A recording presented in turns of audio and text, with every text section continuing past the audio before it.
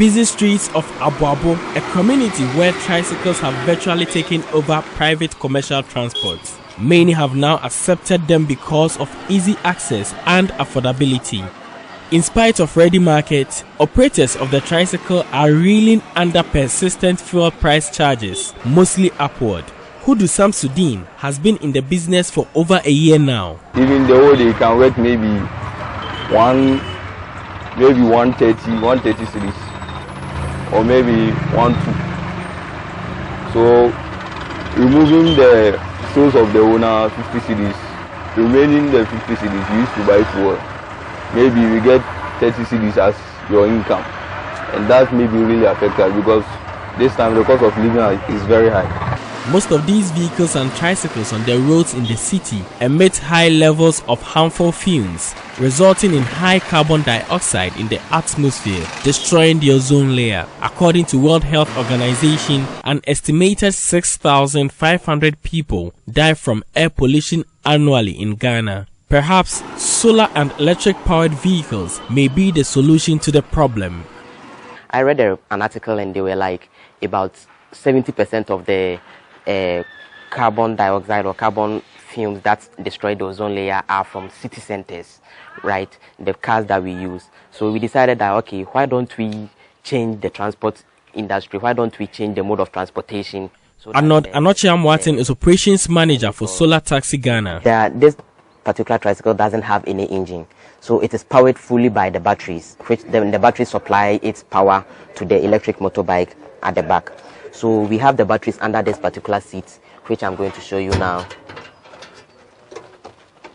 So there are 5 separate batteries connected in series over here. So what happens is, whenever you charge, after charging, the battery gets full and it stores the energy. So during movement, the energy that is required by the vehicle to move or by the motor to move is supplied from these batteries. You understand? Very good. So this one also, it is also being powered by the solar panel. You understand? So as you move in the sun, the panel also keeps charging it. So it's just like charge as you go. You understand? We have the port for charging over here.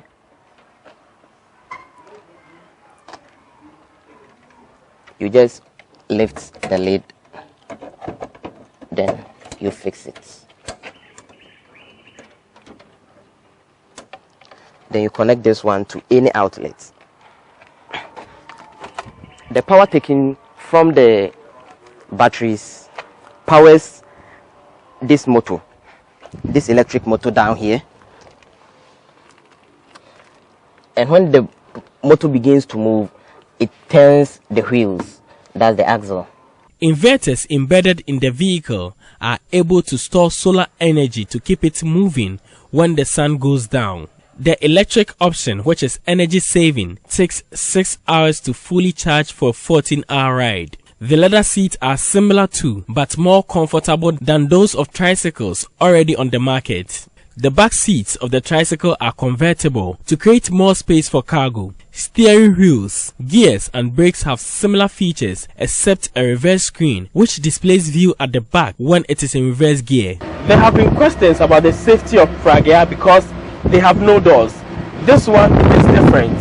Whoever is in this Pragya is safer than the traditional Pragya we know, and also some comfort as well because it comes with a fan. A cargo tricycle, popularly called Aboboya, has also been made with similar technology. Other special purpose motorbikes, including delivery and commercial services, are assembled here with same technology. The MasterCard Foundation sponsored project faces import duty hurdle.